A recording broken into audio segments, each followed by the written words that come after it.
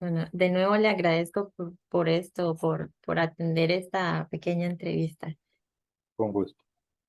Eh, bueno, si gusta empezamos con la primera pregunta que como se les había mandado, ¿verdad? Que era la primera, ¿en qué consiste la física forense? Si nos puede hablar un poquito sobre la física forense. Bueno, muy bien. Lo primero que creo que es importante aclarar es que la palabra forense, me imagino que tal vez un poco ya han investigado sobre esto. La palabra forense tiene que ver con cualquier cosa que tenga relación con un proceso judicial que puede potencialmente llegar a un juicio, o que es, digamos, que está inmerso en medio de una investigación judicial. Nosotros conocemos, por ejemplo, más el término, qué sé yo, legal, o el término eh, como algo relacionado con abogados o así, pero el término forense se aplica para las cosas que no son propiamente del campo de los abogados, ¿verdad? Cuando piensas en un abogado, evidentemente su trabajo tiene implicaciones en procesos judiciales. Eh, mm, Dado lo cual, forense es muchas cosas.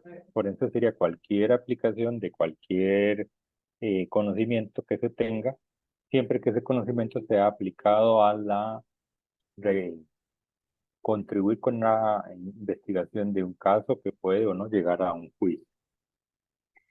Dicho esto, podemos hablar de medicina forense, que serían los médicos que utilizan su conocimiento médico para los procesos judiciales, que es lo que usualmente todo el mundo conoce que hace un médico forense, pues determinar la causa de muerte, que eso va a ser importante en el proceso judicial, y para eso realiza una autopsia. La Ujú. autopsia es un proceso, un procedimiento médico, no tiene por qué ser algo que va a estar implicado en un juicio. Hay médicos que pueden hacer autopsias para determinar causas de muerte por diferentes razones sin que eso termine en un juicio.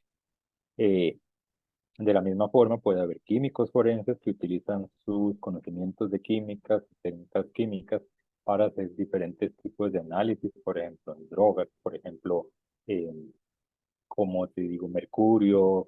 Has visto que para la extracción de oro en ciertas minas se usa mercurio y entonces eso es ilegal y se tiene que hacer una investigación, se necesita saber qué son las sustancias. Se pueden para determinar causas de un incendio, por ejemplo, si echaron gasolina para que el incendio fuera provocado o si más bien fue un cortocircuito. O sea, hay diferentes cosas que un químico puede usar, entonces ahí estaríamos hablando de química forense. Bueno, por extensión, cualquier cosa, biología forense, em, ingeniería forense, antropología forense. Física forense sería también la misma situación. Sería la aplicación de cualquier conocimiento de la física en investigaciones judiciales, en investigaciones que pueden llegar a presentarse a un juicio. Eso lo que significa es que física forense no es una rama de la física. O sea, yo no digo, voy a estudiar física y luego voy a especializarme en astronomía, en astrofísica, o voy a especializarme en física de materiales, o voy a especializarme en física nuclear. Bueno, voy a especializarme en física forense como que si fuera una rama de la física. No, no es una rama de la física. La física forense es la aplicación de cualquier conocimiento de la física, el de un astrofísico, si fuera útil, el de un físico nuclear, el de un físico experto en materiales, el de un meteorólogo, cualquier, cualquier conocimiento de la física que tenga aplicación. Entonces, más o menos eso es como la respuesta de la primera pregunta. Sí, excelente. Sí, normalmente uno siempre tiende a confundir, ¿verdad? Esa palabra con forense y ya lo relaciona uno inmediatamente con algo, pues, como lo que realizan los médicos forenses o como lo mencionó usted, ya algo relacionado con los abogados y todo esto. Sí, correcto, casi siempre, digamos, como conocimiento popular, mucha gente piensa que forense significa muerto. Sí, Y exacto. de hecho, vamos a ver, todos los países, digo, por extensión, Costa Rica, obvio, tiene un código penal y un código procesal penal que establece cuáles son las acciones que constituyen delitos, delitos, digamos, ante el Estado. Entonces, el peor de todos los delitos que se puede cometer es el quitar la vida, porque es uno de los bienes patrimoniales que con mayor esfuerzo protege el Estado costarricense, la vida. No es el único delito que se puede cometer, no es el único bien que se protege, pero es el que tiene más valor. Entonces, como quitar la vida es el peor de los delitos, muchas veces cuando la gente piensa en forense, porque piensan, sí, alguien fue asesinado. Sin embargo, forense aplica para cualquier tipo de delito. Por ejemplo, yo hice hace muchos años un caso donde lo que había era un delito de estafa porque alguien jugando en un turno estaba jugando uno de estos juegos y veía que perdía y perdía y perdía y nunca ganaba. Entonces, luego el juego fue decomisado, fue llevado a laboratorios, se hizo un análisis matemático, estadístico, se determinó cuál era la razón por la que las personas siempre se veían estafadas y ahí no hubo ningún muerto de por medio. Sin embargo, fue un caso muy interesante desde el punto de vista forense.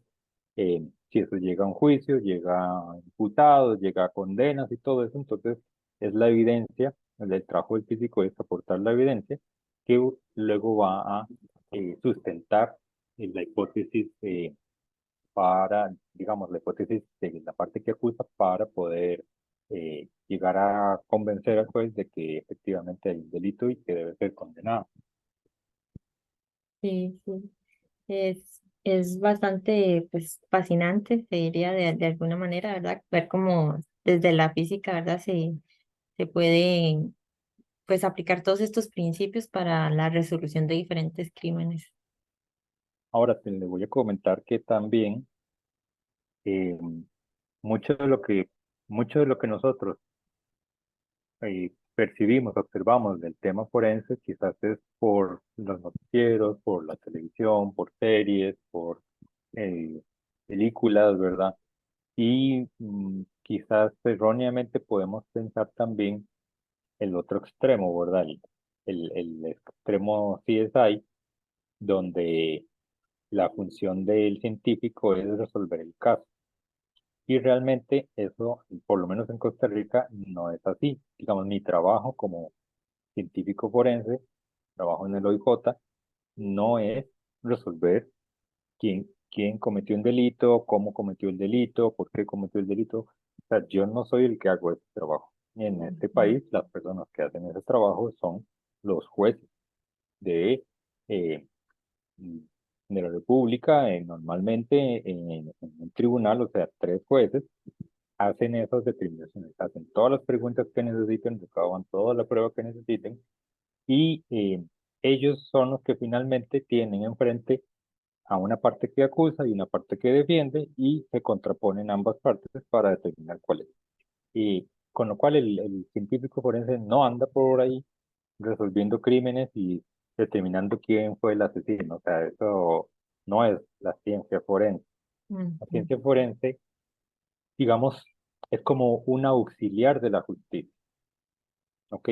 Mi trabajo no es resolver, mi trabajo es ser, aportar lo que puedo aportar como auxiliar de los que les toca hacerlo. ¿Por qué? Porque el que le toca hacerlo, como le decía, es un juez de ciencia, no entiende, no voy a decir que no entiende nada, pero no entiende mucho.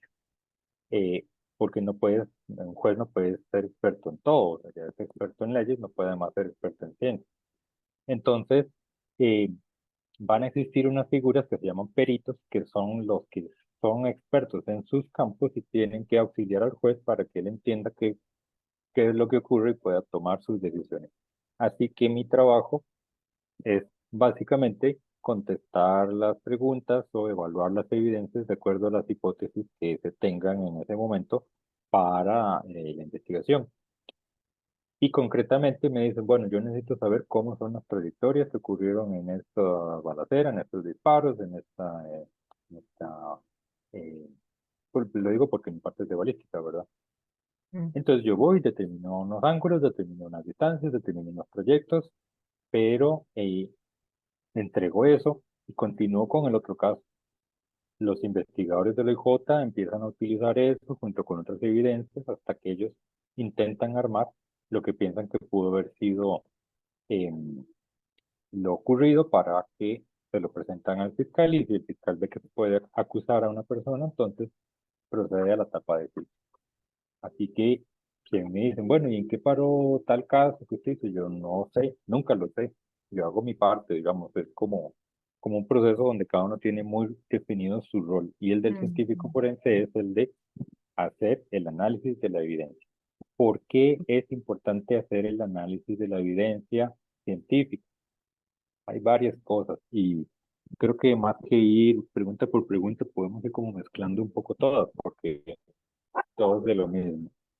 sí, La, digamos que históricamente el derecho ha existido es algo de la humanidad, de todo tipo de civilizaciones, de todo el planeta, en diferentes formas. Muchísimas veces para resolver las situaciones para poder condenar a una persona por algún delito, siempre se necesitó, se requirió que hubiera testigos, que hubiera personas que los vieran y que esos testigos después se atrevieran a hablar, incluyendo a la propia persona. Lo que es la confesión es como una especie de testimonio sobre sí mismo. Entonces, entre los testigos y eh, digamos, el propio, la, ¿cómo se llama? Como la confesión propia, era como los mecanismos que usualmente se utilizaban. Esto se prestaba para muchos problemas porque una persona puede confesar por diferentes razones, que no es que realmente cometió el delito. La persona puede confesar para proteger a otro, puede confesar por dinero, puede confesar por que está siendo amenazado, ujú, puede confesar por la razón que sea. Eh, entonces la confesión no necesariamente es una garantía de nada. ¿Cuál es el problema con los testigos? Que muchas veces no hay. Y en la mayoría de sistemas judiciales desde la antigüedad siempre se hablaba de dos testigos. ¿Has visto cuando alguien se va a casar que siempre le dicen dos testigos? Esos ujú, son sí, todavía vestigios de cómo los sistemas judiciales siempre pedían, eh, digamos, en un tiempo donde no había contratos, no había notarios, entonces lo que daba fortaleza a que algo tuviera validez legal era que hubiera al menos dos personas distintas que presenciaran un intercambio, un convenio, un acuerdo, un contrato. Entonces, pues lo que va pasando es que los crímenes muchas veces, si no hay testigos y si no hay confesión, problemas porque no se puede encontrar al culpable. Entonces, desde hace como tal vez unos 150 años, se empieza a ver que aunque no hay testigos, por decirte, personas que estén ahí presenciando, sí hay como una especie de testigos mudos que son los objetos materiales productos de cometer un acto delictivo. Entonces resulta que muchos actos delictivos, no todos, pero muchos actos delictivos implican el uso de fuerza, el uso de violencia de alguna forma. Cuando se utiliza fuerza, necesariamente em, hay mecanismos o hay interacciones entre los objetos que son, al ser más violentas, generan una cantidad de materiales que no se generarían en el actuar común. Entonces, cuando se generan estos materiales, al cometer un delito, todo eso podría hablar sobre el delito, por lo tanto son testigos. Si una persona entra a una casa y para entrar tiene que quebrar la ventana, entra a la casa y cuando toca las cosas deja sus huellas digitales, eh, cuando se va de la casa quizás los zapatos llevaban una suciedad, o sea, todas las cosas que ocurren van al romper la ventana, no solo quiebras, sino que parte de esos vidrios pueden quedar en la ropa de la persona que entró, pero además pequeños filamentos de la ropa que lleva pueden quedar en los vidrios de la ventana que quedó en la casa. Si se cortó y quedó una muestra de sangre, pues ahí hay también ADN.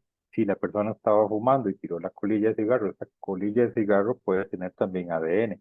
Em, si deja una huella de sus zapatos o si pasó, si hubo un delito, digamos, donde hubo sangre y la persona camina sobre la sangre, em, al pisar esas formas de los zapatos van quedando, también son evidencias. Entonces, aunque no hay testigos, si se analizan adecuadamente todos estos vestigios materiales, se pueden convertir en testigos eh, objetivos si hay una persona que lo sepa eh, interpretar adecuadamente. Esa persona que lo sabe interpretar adecuadamente es el perito científico forense. Entonces, el trabajo, como te digo, del científico forense va a ser, de alguna forma, hacer que las cosas que hay en una escena donde se cometió un delito tengan significado, se conviertan en algo que hable acerca de cómo pudieron ser las cosas. Básicamente hay tres cosas importantes que trata de contestar las ciencias forenses. Una es cómo pudo haber ocurrido. Digamos, por ejemplo, como te decía al principio del médico forense, ¿cuál es la causa de muerte? ¿Cómo se murió? Ese cómo, ¿verdad? Em, por ejemplo, si hay unos disparos, bueno, ¿a qué distancia? ¿Desde dónde disparó? Mm, más o menos cómo pudo haber sido la secuencia de los disparos. Ese cómo, esa dinámica, intentar aportar algo que hable acerca de la forma dinámica en la que ocurrieron los sucesos. ¿Hace cuántos días se murió la persona, por ejemplo, viendo los insectos que tienen los gusanitos que se van haciendo, las moscas que van haciendo, se puede determinar cuántos días la persona lleva muerta? Entonces, eso es como una de las cosas de la ciencia forense, de las preguntas que intenta contestar el cómo ocurrió lo que ocurrió. La otra pregunta que intenta contestar es acerca de qué es o cuál es la identidad de alguna cosa. Por ejemplo, si entran a una casa y encuentran paquetes con un polvito blanco, van a necesitar que un científico les diga qué sustancia química es ese polvito blanco. Si resulta que es cocaína, entonces se puede imputar un delito relacionado con drogas. Si, por ejemplo, una persona va manejando y es arrestada y se le hace una alcoholemia, se necesita saber esa, eh, eh, si en su sangre efectivamente hay alcohol u otras sustancias y si está en los niveles por debajo o por encima de lo que la ley permite. Entonces ahí ya estaríamos hablando de que necesito determinar y además cuantificar. Necesito saber si las cosas, qué cosas son. En balística, por ejemplo, si a una persona la decomisan, está en la calle y la detienen y le decomisan un objeto que parece ser un arma de fuego, no necesariamente es un arma de fuego. Puede ser con juguete, puede ser una imitación, puede ser un encendedor que luce como un arma de fuego, o puede ser un arma de fuego que no tiene alguna pieza y por lo tanto no funcione. A esa persona no se le podría imputar el delito de portación de arma de fuego si el arma de fuego no es un arma de fuego. Se le puede imputar otro tipo de delitos, pero no el de portación de armas. Entonces es necesario saber si ese objeto es un arma de fuego, si tiene los mecanismos idóneos para funcionar y si es capaz de realizar disparos. Entonces ahí tenemos la otra de las preguntas que ya no es el cómo, sino es el de la identidad de las cosas. Esto es saber qué son, para saber si son legales o ilegales y en qué cantidades están, para saber nuevamente si eh, la ley la restringe. Y la tercera cosa que se trata de contestar desde las ciencias forenses es si, si es posible vincular un objeto con una persona o un objeto con otro objeto. Por ejemplo, si entra a la casa alguien y se corta y deja su sangre y luego arresta o a la semana a una persona, la ciencia forense va a intentar determinar si esa sangre provino de esta persona. Lo mismo sus huellas digitales. Si entró a la casa y tocó cosas y dejó huellas digitales y luego se arrestó a un sospechoso, se va a querer comparar y tratar de determinar si esas huellas pueden ser vinculadas de forma única con esta persona. Las huellas de los zapatos, la voz, por ejemplo, si es una llamada y registra su voz, eh, Por ejemplo, si una persona entra a un cajero y la cámara captura su imagen y luego se arresta, y se necesita determinar si efectivamente la persona que fue vista en el video corresponde sin ningún lugar a dudas con la persona que está siendo arrestada. Hay que hacer un análisis antropológico sobre el rostro de la persona. En balística, si una persona recibe un disparo y luego se encuentra una posible arma, saber si efectivamente la bala que fue sacada de la persona salió de esa arma y de ninguna otra. Ese es el tipo de preguntas que contestan. Entonces, preguntas que tienen que ver con la dinámica de las cosas, preguntas que tienen que ver con la identidad de las cosas y preguntas que tienen que ver con la vinculación entre cosas, entre muestras y personas o entre muestras y objetos. Esas son como un poco las áreas en términos muy generales. Aplicado a la física, pues bueno, tenemos eh, no tanto, no hay tanto. Está, por ejemplo, el área de la balística, donde pues sí hay análisis que tienen que ver con la transferencia de huellas entre diferentes materiales, normalmente metálicos, que debido a su, eh, digamos, los metales tienen unos límites elásticos muy bajos, entonces las deformaciones son permanentes y las deformaciones microscópicas también son fáciles de transferir, con lo cual permite hacer análisis de las huellas, como te digo, para determinar si una bala salió de un arma, ya que cada arma de fuego va a tener diferentes microimpresiones sobre eh, las balas que va disparando. También el tema de las trayectorias tiene que ver con balística, porque bueno, hay que hacer muchísimas consideraciones de cálculos de velocidad inicial, de masa de la bala, de la fricción con el aire, etcétera, etcétera, y se tienen que determinar ciertos coeficientes balísticos. Las balas siempre salen girando, entonces esa rotación genera un efecto, digamos, como de un movimiento que se desvía de su línea recta, lo mismo que en el fútbol cuando alguien hace un tiro libre y hace que la bola dé como un giro distinto, ¿verdad? Como un chaflán ahí. Eso mismo ocurre con las balas. Al tener un giro, se genera un, un desvío de ellas. Bueno, todo eso hay que considerarlo para poder determinar de dónde pudo haber provenido un disparo.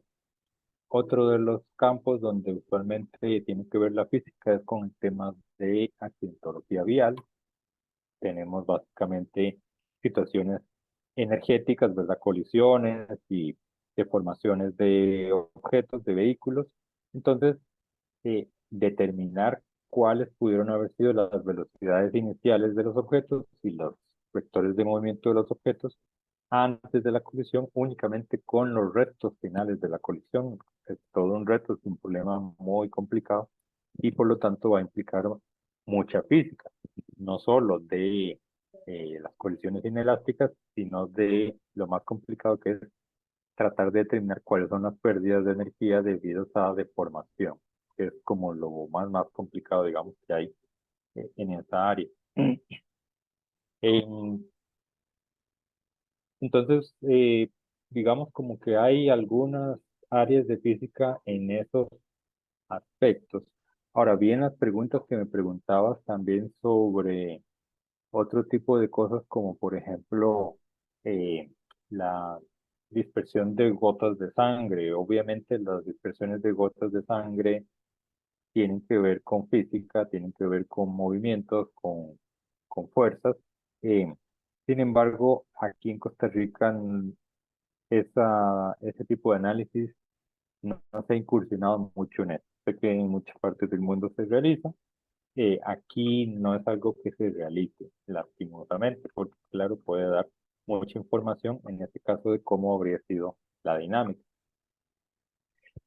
En cuanto a aplicaciones, digamos, de física, en la parte instrumental, podría comentar que principalmente lo que es la microscopía por rayos X es como algo que tiene muchísima utilidad, ¿Por qué? Porque hay diferentes técnicas analíticas para determinar la identidad de una sustancia.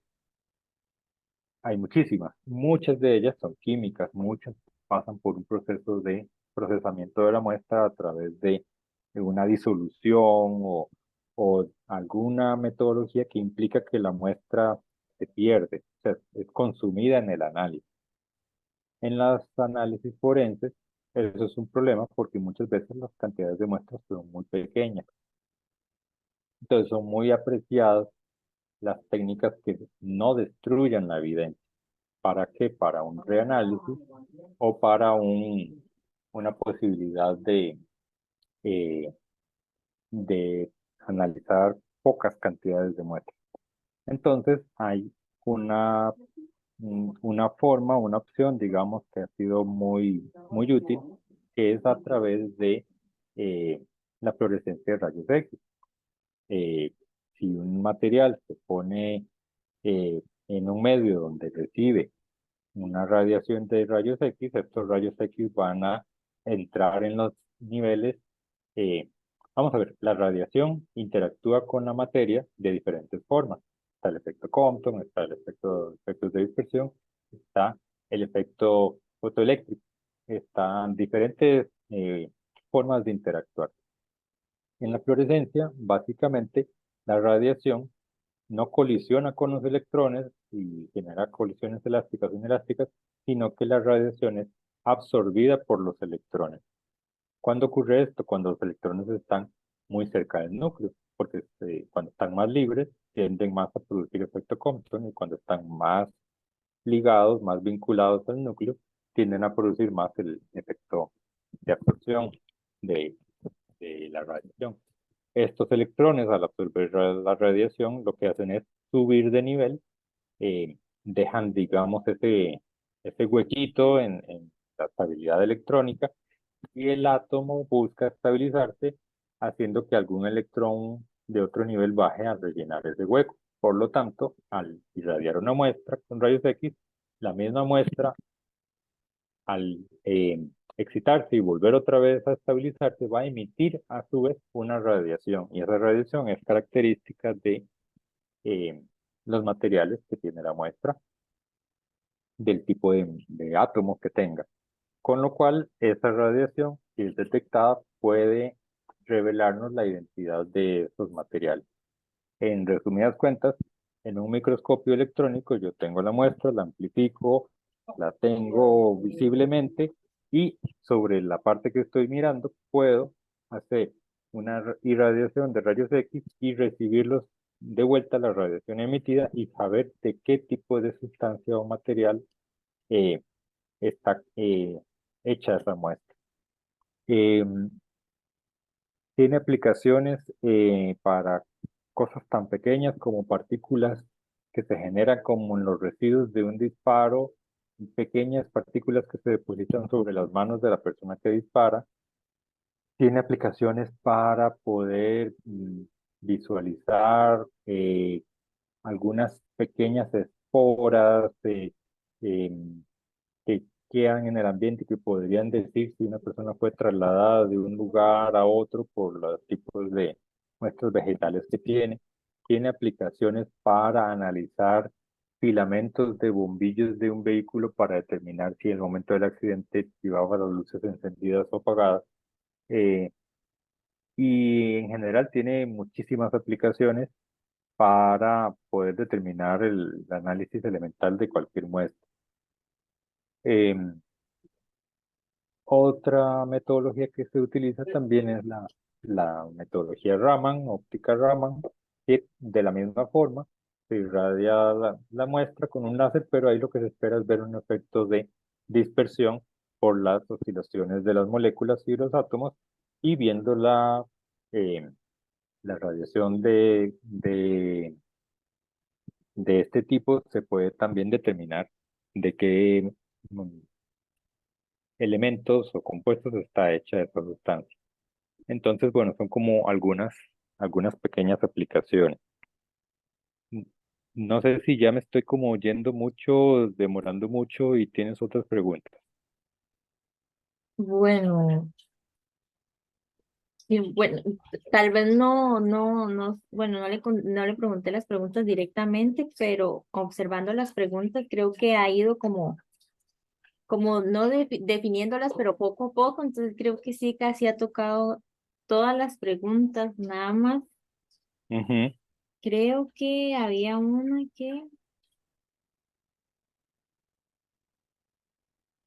que sí, desde su experiencia, ¿cuáles considera que eran los principales desafíos que enfrentan la resolución de casos? Digamos, nada más como esa es como la que no tocó, pero siento que ya de ahí todas las demás sí habló como un poco de lo más Sí, importante. sí, correcto. Pues bueno, en cuanto a los desafíos, básicamente em, le comento que a nivel mundial, digamos, a nivel internacional, las ciencias forenses, em, cómo lo puedo indicar de forma simple? Bueno, resulta que ha habido situaciones o ha habido casos donde las ciencias forenses han dado resultados y posteriormente se comprueba que esos resultados estaban equivocados. Ha ocurrido, por ejemplo, en casos muy sonados con huellas digitales que se arrestó a unas personas y posteriormente, digamos, el FBI de Estados Unidos, posteriormente se encontraron a los verdaderos culpables y no eran las personas que habían arrestado, y estoy hablando de atentados terroristas y cosas muy, muy graves. eh, y entonces empezó como a notarse o a verse que las ciencias forenses pueden ser susceptibles eh, de análisis como muy interpretativos, muy subjetivos, con poco fundamento científico. Entonces ha habido como una oleada de cuestionamientos sobre las técnicas que se utilizan en las ciencias forenses, sobre todo en las áreas de la vinculación, cuando yo quiero decir si un objeto y otro objeto están vinculados de forma única, digamos, que solo esta persona y nadie más en el mundo puede haber hecho esta huella digital, o solo esta arma puede haber disparado esta bala. Esa área ha sido muy cuestionada. Eso es lo que usualmente más que ciencias forenses se le había venido conociendo como criminalística, y esa parte ha requerido que se realicen grandes esfuerzos para darle validez científica, para eliminar todos los tipos de sesgos, para eliminar toda la subjetividad intrínseca de este tipo de análisis y ir impulsando hacia un tipo como de resultados mucho más objetivos y mucho más repetibles. Em, Esos son como los retos que en estos años me ha tocado como ir enfrentando en mi trabajo, porque precisamente en los otros países del mundo los análisis de balística no los hacen físicos necesariamente, los hacen personas con conocimiento en armas de fuego, que usualmente son o policías o militares o cosas por el estilo, y ellos simplemente aprenden una técnica y la repiten. Nosotros aquí en Costa Rica tenemos científicos en los laboratorios de balística, por lo tanto, hemos ido desarrollando y realizando una serie de investigaciones en estos campos para que los análisis tengan mucha validez. Y de hecho, pues los laboratorios se han acreditado con norma ISO 17020, eh, y son como laboratorios que se han utilizado como modelo para otros países de América Latina. Pero el reto, digamos, está lejos de finalizar. Hay muchísimo trabajo que hacer en cuanto a la formalización científica de em, todos los aspectos de los análisis de vinculación. Tiene mucho trabajo, tanto en lo que es experimental como en la parte matemática, en la parte de la fundamentación y la estadística que va vinculada detrás de todo eso. Entonces, básicamente, eso es como en lo que estamos en este momento, no solo resolviendo los casos cotidianos, sino trabajando en darle un mejor fundamento científico a las áreas de vinculación forense. Es, es increíble, la verdad. Muchas veces pues uno no pone cuidado a eso y no se da cuenta de la importante pues labor que tienen ustedes en la resolución de los casos y digamos en la búsqueda de la verdad, por decirlo así. Exactamente, exactamente. Sí, es muy interesante porque, ¿cómo, cómo decirlo? Muchas veces, eh, a ver, desde la ciencia, vamos a ver cómo lo digo. Cuando intentas darle un enfoque científico a las cosas, la búsqueda de las evidencias no necesariamente están para buscar afianzar tu hipótesis. No sé si es como algo raro que estoy tratando de explicar. Em, Supongamos que quieres investigar algo o tienes una hipótesis, una idea sobre algo. En vez de intentar buscar evidencia para afirmar tu hipótesis, lo que se hace en la ciencia normalmente